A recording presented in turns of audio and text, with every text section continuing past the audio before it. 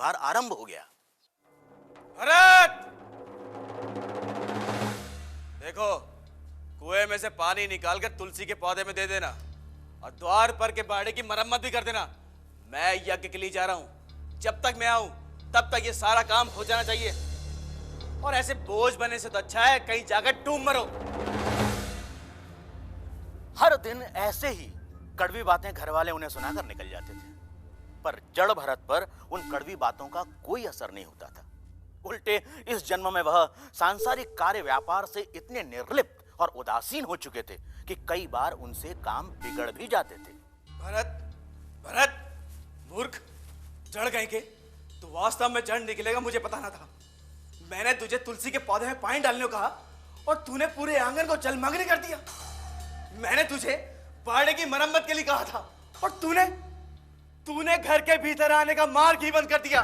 अरे तुझे क्या हो गया है? जाने इस पागल जड़ बुद्धि को पिताजी ने मेरे मत्थे क्यों मर दिया? जा, निकल जा यहाँ से। अब इस घर में तेरी कोई जगह नहीं।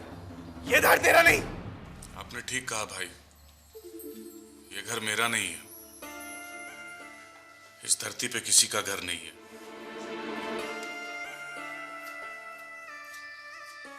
पागल कहीं का। जिसने आत्मा का अनुभव कर लिया वह शारीरिक व सांसारिक कष्ट और आनंद से परे हो गया। जड़ भरत के साथ भी ऐसा ही हुआ। अब वह घर से बाहर निकल चुके थे, एकाग्रचित्त, ब्रह्म के ध्यान में लीन और भौतिक अर्थों में निरुद्देश। एक बार सुंदर शरीर सौष्ठव वाले जड़ भरत को दो व्यक्तियों ने पीछे से पुकारा। रुक जा भाई, रुक जा। अब मुझे पकड़ने की जरूरत नहीं है। कहां चलना है बस इतना बता दो। चल।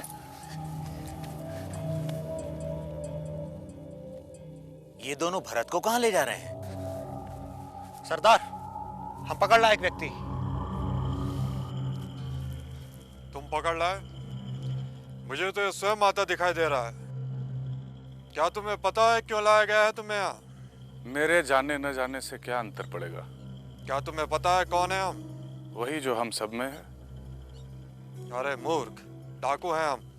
वह डाकू में भी है।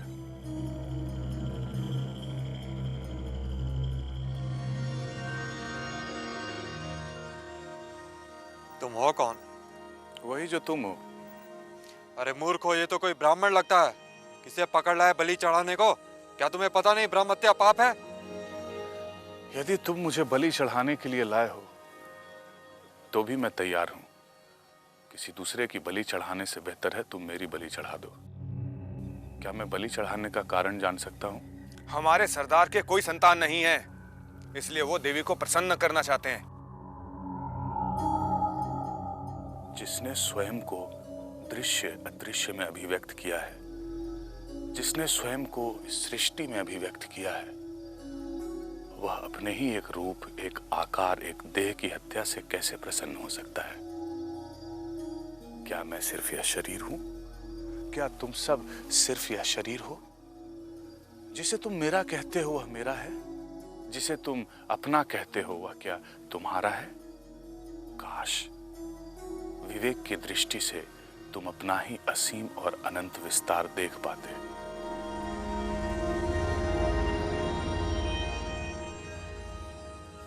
श्रीमद् भागवत की मूल कथा में देवी ने प्रकट हो डाकुओं का संहार किया। ऋषियों ने ठीक ही कहा है, न में भक्त प्रणश्यति। देवी शक्तियां ब्रह्मज्ञानियों के प्रति हिंसा स्वीकार नहीं करती और वे किसी न किसी रूप में हस्तक्षेप करती हैं। उस परमात्मा ने जड़ भरत की भी रक्षा की।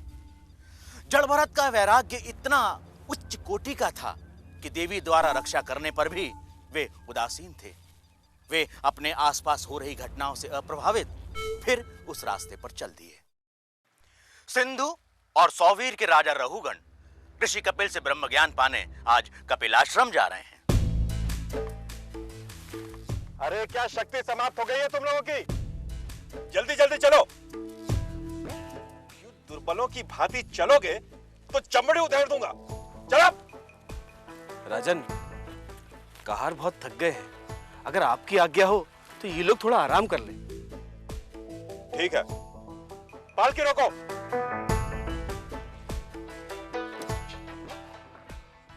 अगली बार से तगड़े कहारों को रखना। वो देखो, वो तो कोई तगड़ा युवक दिखाई दे रहा है। इसे अपने कहारों में रख लो, शायद थोड़ी गति और बढ़ जाए। जड़ भरत को कहारों में शामिल कर लिया गया। इससे उनकी समस्या सुलझी नहीं, बल्कि और बढ़ गई। जड़ भरत धूल में चलने वाली चींटियों और कीड़ों मकोड़ों को बचाने के लिए संभल संभल कर कदम रख रहे थे। इस कारण उनकी गति धीमी हो गई थी। अरे ये तो पहले की अपेक्षा और भी धीमी गति हो गई इस पालकी की। आलसियों, इतनी धीमी गति क्यों पकड़ रखी है? अब तो 6 नहीं 7 कहार जुड़ गए एक साथ। राजन, ये 7वां कहार बहुत धीमा है, इसके कारण और कहार भी धीमे हो जा रहे हैं। देवता, मैं देख रहा हूं कि आप बहुत बूढ़े होने के कारण थक गए। इस पालकी का सारा बोझ आप ही के अकेले कंधों पर जो है। अरे, इस पर तो कोई असर ही नहीं दिखता। अनाज के दुश्मन, बल का प्रयोग कर। पहरे, मैं तुम्हारा राजा हूं और तुम मेरे दास हो, फिर भी तुम मेरी आज्ञा की अवहेलना कर रहे हो। पागल है क्या तू? क्या तो मृत्यु को प्राप्त हो चुका है? इसे कुछ सुनाई भी देता है या नहीं? तुझे मैं दंड दूंगा, जिस प्रकार यमराज पापियों को दंड देते हैं वैसे ही। गूंगे, मैं बोले जा रहा हूं और तू जवाब ही नहीं देता। तू मेरा अपमान कर रहा है। पालकी रोको। पहले इससे निपट लूं, फिर मैं यहां से आगे बढ़ूंगा। तू चाहता क्या है? कुछ नहीं। तुझे दंड का तनिक भी भय नहीं? नहीं। मैं तुझे समझ नहीं पा रहा हूं। राजन, हम अक्सर दूसरों को समझने में व्यर्थ ही समय गंवाते हैं। यदि हम स्वयं को समझने की कोशिश करें तो जीवन के सभी प्रश्न धीरे धीरे स्वयं ही सुलझ जाते हैं। यानी? आपने मुझे बूढ़ा कहा, अपना दास कहा, पागल कहा, पापी कहा। मुझे तनिक भी बुरा नहीं लगा, क्योंकि आप मुझे नहीं, मेरे शरीर को पहचान रहे हैं और मैं शरीर नहीं हूं। जो आपकी पालकी का बोझ ढो रहा था वह मेरा शरीर था, मैं नहीं। ये जो मैं दिख रहा हूं ये मेरा स्थूल शरीर है, मैं नहीं। बूढ़ा या जवान, निर्बल या बलवान, इन सब से परे मैं तो उसी परम तत्व का विस्तार हूं। आपने जो कुछ भी शरीर के बारे में कहा उससे मेरा कोई सरोकार नहीं। ये सत्य है कि मैंने कोई परिश्रम नहीं किया, ना ही मुझे थकान हुई और ना ही मैं दुर्बल हूं, क्योंकि आत्मा न तो दुर्बल है और न बलवान। उसे श्रम नहीं होता और ना ही कभी उसे थकान होती है। कौन हो तुम? मैं तुम्हें अपनी पहचान क्या बताऊं राजन, मैं पहचान से भी मुक्त हो चुका हूं। मैं समझा नहीं। मेरी और आपकी पहचान का जो भी भौतिक अंतर है वह निरंतर परिवर्तनशील है।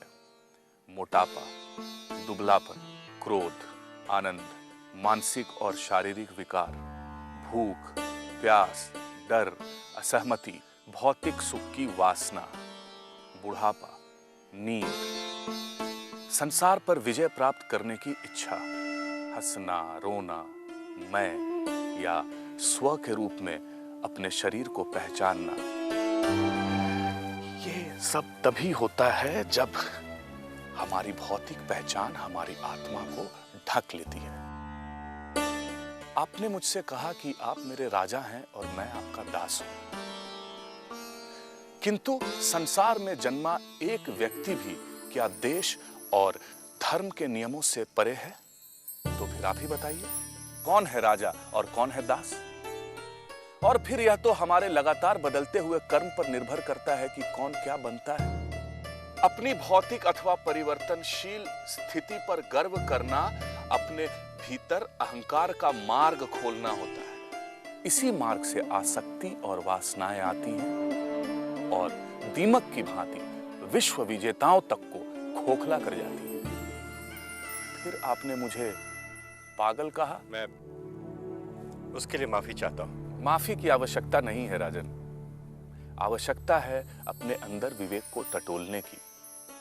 वह होता है हम सब के भीतर कहीं ना कहीं। विवेक ही आत्मा और अनात्मा के भेद को जानने का साधन है। मैं सिर्फ आपकी बात नहीं कर रहा हूं राजन। मैंने अपने भ्रमण काल में कई लोगों को देखा जो अहंकारवश स्वयं को मगध, अवध या गांधार का बताते हैं। तो उन्हें क्या बताना चाहिए?